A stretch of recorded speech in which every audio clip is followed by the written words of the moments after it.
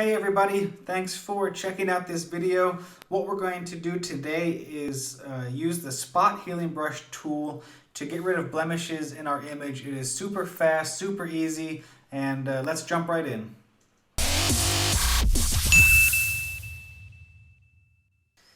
Alright, so you see we have this image here. It's a raw image. I haven't done anything to it yet. So we have this couple here, obviously madly in love, standing on the banks of this creek. But off in the distance here, you can see there's some kids, and we obviously don't want them there. So we're going to use the spot healing brush tool to get rid of them. Now, the first thing we're going to do is duplicate our background layer. And you can do that by hitting Command J on your keyboard or right-clicking and hitting duplicate layer. I always recommend doing any edits on a second layer so that you can preserve the original in case something goes wrong. You always have the backup here in case you need to go back. So let's take our zoom tool and zoom in on these guys over here.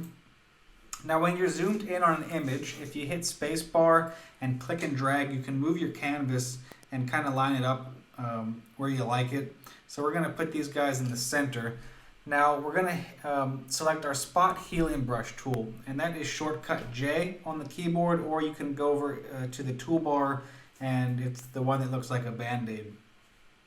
Now what this tool does is gives you a brush, and you're going to brush over the part of the image that you don't want. And what Photoshop is going to do is take information from around where you've brushed and try to sample things together and make it a seamless image. So it's going to take things like light and color and texture and all that kind of stuff and try to make it look like there was nothing ever there. This is really good for removing people from your images like we're doing today. You can also use it for photo restoration to get rid of dust and scratches and lines in your photos. There's a lot of things you can do with this tool, and it's really quick and really easy. So what we're going to do is adjust our brush size to something that's appropriate. A quick way to do this is to use the left and right brackets on your keyboard to adjust the size. It's a really quick way to do it. It's a little bit easier than going up here and using the slider. It's just a little bit more precise. So let's pick a size that is good for us, and we're just going to paint over this guy. We're going to paint over all of the parts of the image here that we don't want and see what happens. So you can see that did a pretty good job. This method doesn't always work. It depends on the quality of your image, but because we're dealing with this forest background here, it works really well for us. You can tell here that part of his head outline, you can still see it, and a little bit of his leg down here. So we're just going to paint over that again and see if we can't clean it up. So that looks really good. I like that. Same thing here with his head. I don't really like that.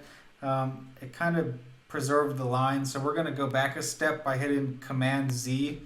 And let me make the brush a little bit smaller and try that again. Let me try one more time here. Alright, I'm just going to leave it like that for time's sake. If I was doing this for reels, I would go and spend a little bit more time there, but that looks pretty good for what we're doing today. Now let's try to get rid of this guy in the green. Same thing, we're going to paint over the part that we don't want. And yeah, that looks pretty good too. You can tell here, again, where his leg was. So we're just going to try to clean that up a little bit. Yeah, that's not bad. I like it. And then this last guy here. Same thing, paint over the part that we don't want. And yeah, that actually did a pretty good job. I'm going to leave it like that. Now let's check out the whole image. If we hit Command 0, it's going to take us back out. And you can see that took maybe a minute, and you would never know that there was people on this bank. Let's turn off the edited layer here. And you can see that it looks pretty good. There's some spots behind this guy's head where the light was shining through the bush that we lost, but I'm not too worried about that. I think that looks pretty good. So you can see that that took maybe a minute.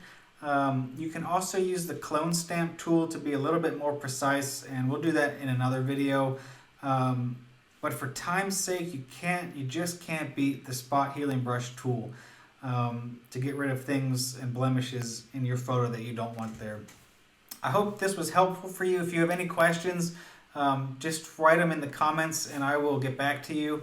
And if you like this video and want to see more, go ahead and share it and get the word out. We always love to have an audience. And so that is the spot healing brush tool. Super easy, super quick, and I hope you liked it. Thanks so much for checking it out, and we will see you next time.